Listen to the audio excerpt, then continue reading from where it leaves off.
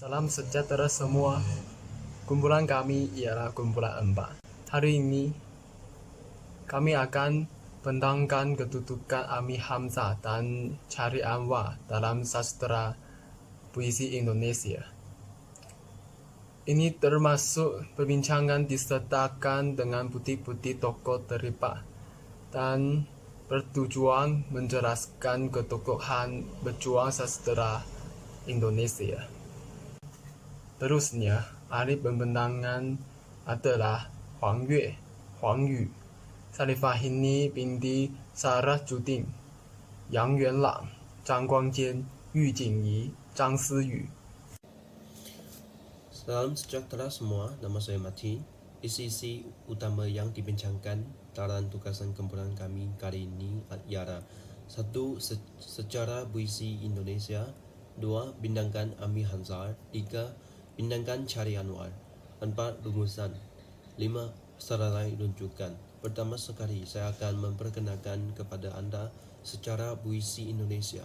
Pertama-tama sejarahnya terbahagi kepada 5 peringkat, yaitu 1. Indonesia Purba, 2.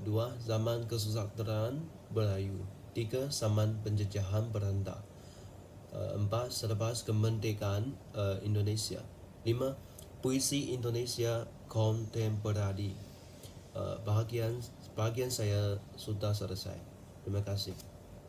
Salam sejahtera semua, saya Ayu. Jadi saya akan memperkenalkan Amir Hamzah. Nama sebenar Amir Hamzah adalah Tunku Amir Hamzah Pangeran Indah Putra. Dia dihormati sebagai Raja Pemuisi era Poijangga Barui. Beliau dilahirkan pada 28 hari bulan Februari tahun 1911 di Tanjung Pura, Langgar, Sumatera Timur, dan beliau meninggal dunia pada 20 hari bulan Mac tahun 1946. Beliau mengawini dengan Puteri Sultan Tunku Puteri Kamilia. Beliau mendapat pendidikan di Sumatera dan Pulau Jawa, kemudian menamakan pendidikannya di Sekolah Perundangan di Betawi. Beliau ada banyak karya terkenal seperti Nyanyi Seni, Buah Rindu, dan 2000. Amir menghasilkan 50 buah puisi, 18 buah prosa lirik, dan berbagai karya lain, termasuk beberapa buah terjemahan. Dalam tahun 1932, beliau menjadi pengasas bersama majalah sastera Poijangga Barui. Amir diberi gelaran Raja Pemuisi era Poijangga Barui, dan beliau satu-satunya pemuisi Indonesia bertaraf antara bangsa sebelum revolusi kemerdekaan Indonesia. Seterusnya, saya akan menyenaraikan beberapa peranan dan semangat Amir Hamzah dalam memperkembangkan kesusasteraan Indonesia di Nusantara. Pertama sekali, beliau telah menjadi wakil pahlawan yang dihadirkan oleh Tuhan pada zamannya. Seterusnya, beliau sangat menekankan nilai Islam dengan memasukkan unsur keagamaan, nilai tauhid dalam karyanya. Di samping itu, beliau berazam untuk mendirikan negara bangsa yang berlatarkan nasionalisme. Kemudian, sangat mengagumi keindahan pantun sehingga menjadi inspirasi kepada negara-negara jiran. Malahan itu, Amir Hamzah telah memperkuatkan sistem kesultanan kerajaan Langkat kerana sanggup mengawini wanita bangsawan dan melupakan kekasih hatinya. Beliau juga menyatupadukan masyarakat dengan melakukan pergerakan nasionalisme. Seorang pemuisi yang sering ditimpa kesedihan dan nasib malang tetapi sentiasa berjuang demi kemerdekaan. Walaupun seorang bangsawan, beliau sangat aktif dalam menyuarakan kebebasan Indonesia melalui ketajaman penanya. Chairil Anwar melahirkan pada 26 Julai 1922 di Medan, Sumatera Utara, dan dia meninggal di 28 April 1949 pada umur 26 tahun. Status perkawinannya, dia berkawin dengan Hafsah dan dikurniakan seorang anak perempuan. Pendidikannya, dia masuk sekolah Hollands Elementary School, kemudian meneruskan pendidikannya di Newridge Bridge, Large and Underridge, sekolah menengah pertama hingga Belanda. Beliau juga ada banyak karya terkenal seperti Kerawang Bekasi, Terai-terai Cemara, Aku Ini Binatang Jalang. Pionir Angkatan 45 Khalil Anwar merupakan salah satu pionir Angkatan 45, sebuah gerakan sastera yang muncul setelah Indonesia memperoleh kemerdekaannya pada tahun 1945. Angkatan 45 dikenal sebagai gerakan yang berusaha dan mengekspresikan semangat baru yang muncul setelah perjuangan memperbuah kemerdekaan.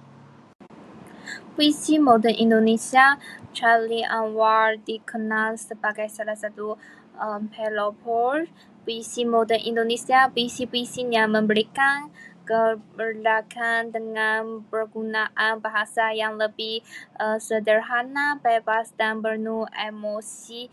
Gaya penulisannya yang revolusi memberikan inspirasi bagi generasi penyair berikutnya. Assalamualaikum. Saya akan teruskan dengan mengenal pasti peranan dan sumbangan tokoh berikut dalam memperkembangkan kesusasteraan Indonesia di Nusantara. Apa yang saya dapat kenal pasti adalah Khairil Anwar dalam menerjemahkan beberapa karya bahasa asing kepada bahasa Indonesia.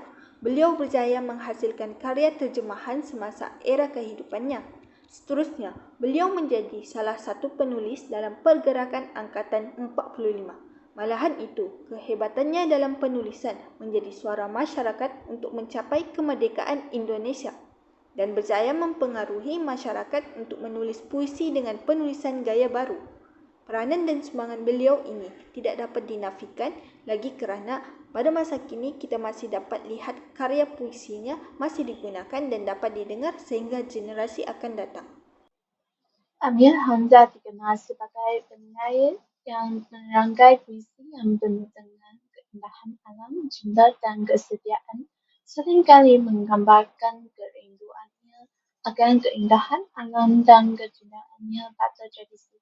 Sementara Khalil Anwar dianggap sebagai pionir sastra moden Indonesia yang mengubah lanskap puisi dengan gaya yang revolusioner, menggambarkan perasaan individualitas, penderitaan dan kekosongan dalam puisinya. Gaya kedua-kedua penyair telah banyak mengaruhi dunia sastra Melayu. Wujudan kumpulan kita terdapat buku Khairil Anwar 1970, The Complex Portrait and Prose of Khairil Anwar, State University of New York Press, dan Link Anwar Church 1922 ke 1949. Contemporary Authors dicapai pada 12 Desember 2023 daripada Encyclopedia dan Link Encyclopedia Sastra Indonesia Amir Hamzah, Badan Pengembangan dan Pembinaan Bahasa, Kementerian Pendidikan dan Kebudayaan Republik Indonesia, dicapai pada 16 Desember 2023 daripada link ini.